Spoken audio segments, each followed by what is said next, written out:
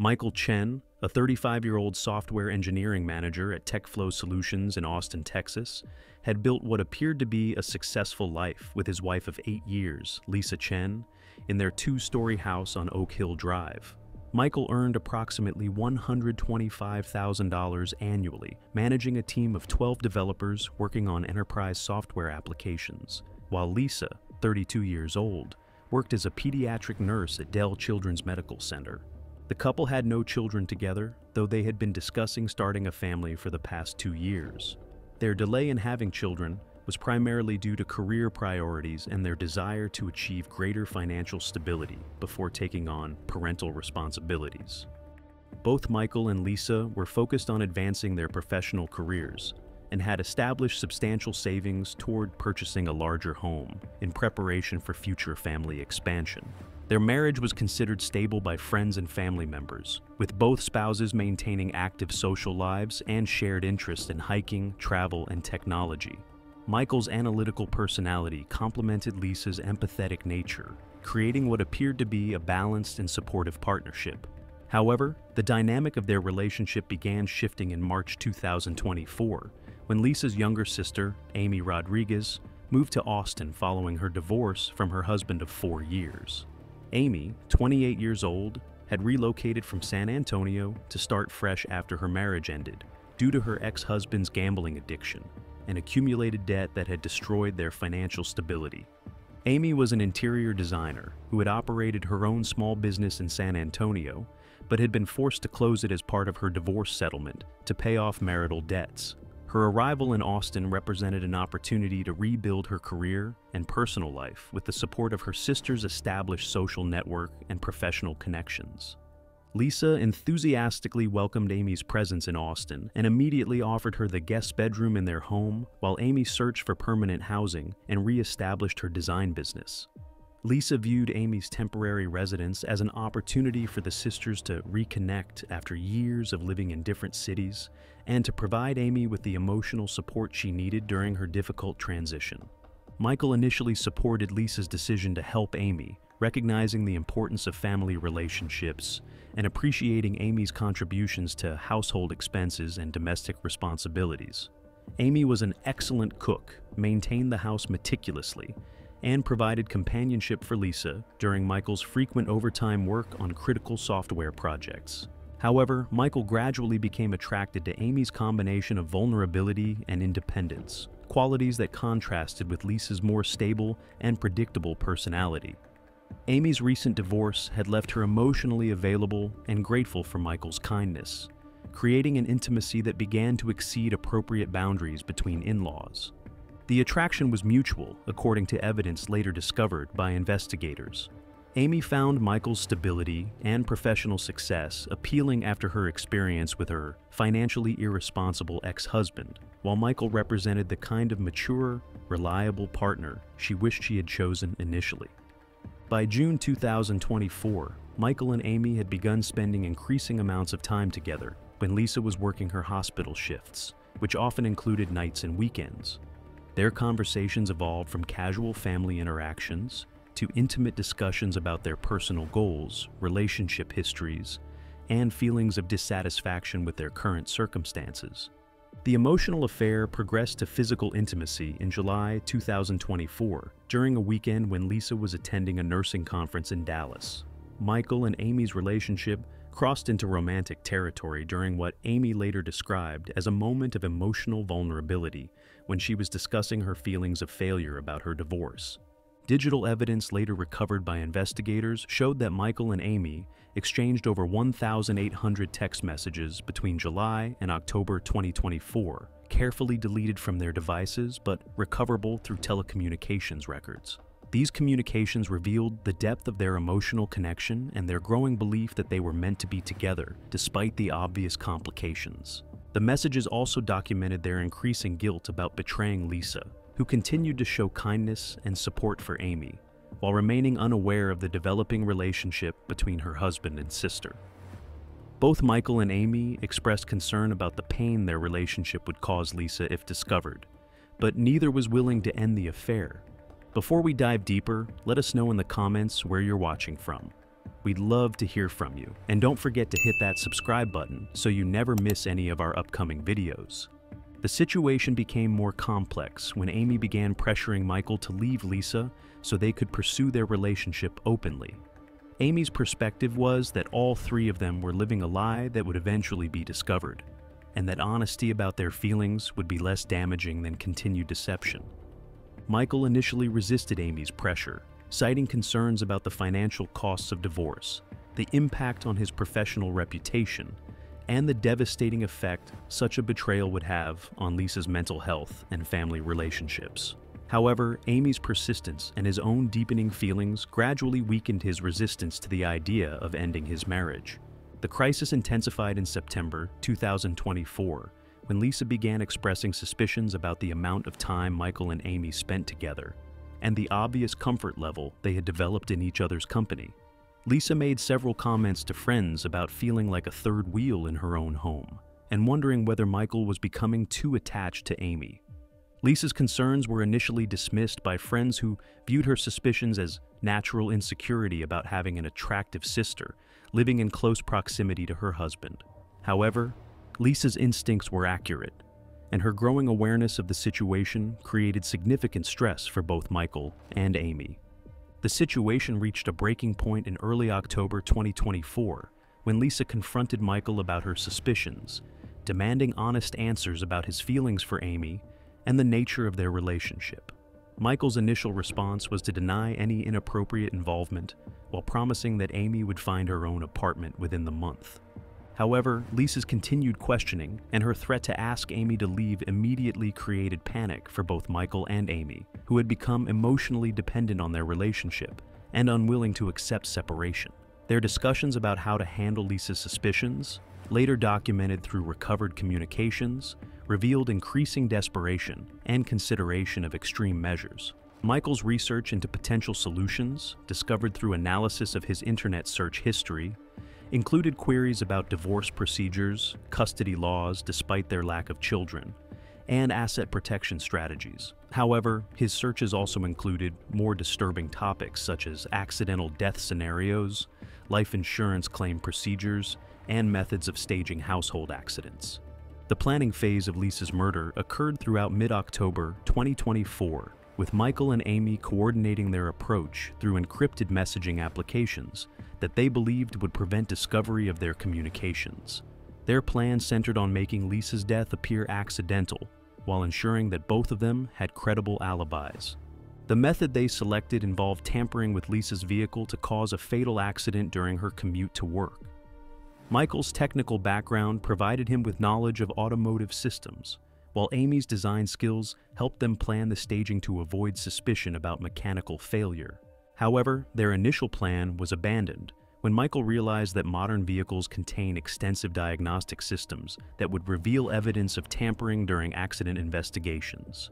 The complexity of staging a convincing automotive accident led them to consider alternative approaches that would be easier to execute and less likely to be detected. The murder occurred on October 22, 2024, during what appeared to be a routine evening at the Chen residence. Lisa had returned home from a 12-hour shift at the hospital and was relaxing in their living room, while Michael prepared dinner and Amy worked on design projects in the guest bedroom. According to the plan Michael and Amy had developed, Michael would create an accident scenario in which Lisa appeared to have fallen down their staircase and sustained fatal head injuries. The hardwood stairs and tile flooring at the bottom provided a plausible setting for a deadly fall, particularly if Lisa had been tired from work and possibly dizzy from medication she occasionally took for migraines. The attack occurred when Michael called Lisa upstairs ostensibly to show her something related to home renovation plans they had been discussing. When Lisa reached the top of the stairs, Michael pushed her forcefully, causing her to fall backward down the entire flight of stairs and strike her head on the tile floor below. However, the fall did not cause immediately fatal injuries, leaving Lisa unconscious but still breathing at the bottom of the stairs. Michael's lack of experience with violence had led him to underestimate the force required to ensure Lisa's death through the staged accident, creating a situation where additional action was necessary. Amy, who had been waiting in the guest bedroom as planned, emerged to find Lisa severely injured but still alive. the two conspirators realized that calling emergency medical services might result in Lisa's survival and potential testimony about Michael's actions if she had retained any memory of being pushed. The decision to complete the murder was made jointly, with Michael using a heavy decorative vase from their hallway table to inflict additional head trauma that would ensure Lisa's death. The multiple impacts were intended to be consistent with injuries that might result from falling downstairs and striking various surfaces during the tumble. Following Lisa's death, Michael and Amy attempted to perfect their staging by adjusting her body position, removing evidence of the additional blows, and ensuring that the scene appeared consistent with an accidental fall. They also coordinated their alibis, with Amy claiming to have been in her bedroom with headphones on, and Michael stating that he had been in the kitchen when he heard Lisa fall. The emergency call was placed by Michael at 8:47 p.m., approximately 20 minutes after Lisa's actual death. The delay was explained as shock and attempts to provide first aid, though forensic analysis would later reveal that Lisa had been dead for some time before emergency services were contacted. Austin Police Department patrol officers and emergency medical technicians responded to the Chen residence within 7 minutes of Michael's call. Lisa was pronounced dead at the scene by paramedics, and the initial assessment supported the apparent accidental death scenario that Michael and Amy had created. However, Detective Maria Santos of the Austin Police Department's Homicide Unit was called to investigate due to standard protocols for unexplained deaths in domestic settings. Detective Santos's initial examination of the scene revealed inconsistencies that suggested Lisa's death might not have been accidental. The primary concern was the pattern of Lisa's injuries, which included multiple impact points that seemed excessive for a simple fall downstairs. Additionally, Lisa's body position at the bottom of the stairs was inconsistent with the physics of falling, suggesting that she might have been moved or repositioned after her initial injuries.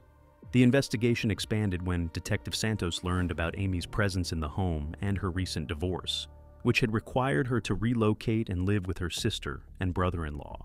The close living arrangement and potential for interpersonal conflicts raised questions about possible motives for violence within the household. Digital forensics analysis of Michael and Amy's electronic devices revealed their extensive communication history and the romantic nature of their relationship, providing clear motive for eliminating Lisa as an obstacle to their desired future together. The recovered messages also contained discussions about Lisa's growing suspicions and their need to find a permanent solution to their situation.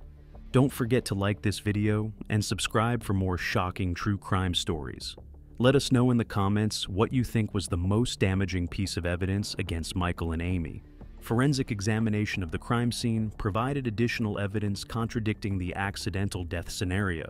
Blood spatter analysis showed patterns inconsistent with a single fall, while examination of the decorative vase revealed traces of Lisa's blood and hair, despite its normal position on the hallway table. Medical examination of Lisa's body revealed multiple distinct impact injuries that could not be explained by falling downstairs alone. The medical examiner concluded that Lisa had sustained at least 3 separate head injuries from different angles, indicating that she had been struck multiple times rather than injured during a single accidental fall. The investigation also uncovered Michael's internet search history, which included research into staging accidental deaths and avoiding detection in spousal murder cases. These searches, combined with the physical evidence and established motive, provided prosecutors with a comprehensive case against both defendants. Michael Chen and Amy Rodriguez were arrested on November 8, 2024, and charged with first-degree murder, conspiracy to commit murder, and evidence tampering related to Lisa's death. The arrests shocked their extended family and professional colleagues, who had not suspected the affair or the conspiracy to murder Lisa. The case attracted significant media attention in Austin due to the family betrayal involved and the calculated nature of the murder plot. Legal analysts noted that the case demonstrated how extramarital affairs within families could escalate to deadly violence when discovery became inevitable.